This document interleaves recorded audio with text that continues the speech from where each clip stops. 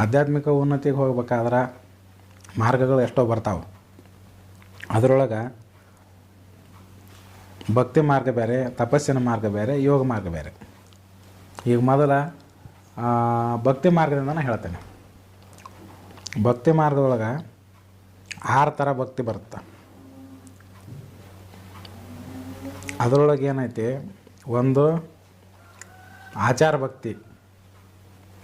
ಆಚಾರ ಭಕ್ತಿ ಒಳಗೆ ಭಗವಂತನ ಇದೇ ರೀತಿ ಪೂಜಿಸ್ಬೇಕು, ಇದೇ ರೀತಿ ಅರ್ಚನೆ ಮಾಡಬೇಕು, ಇದೇ ರೀತಿ ನಮಸ್ಕಾರ ಮಾಡಬೇಕು, ಇದೇ ರೀತಿ ಸ್ತೋತ್ರ ಮಾಡಬೇಕು ಅಂತ ಬರುವಂಥದ್ದು ಆಚಾರ ಭಕ್ತಿ.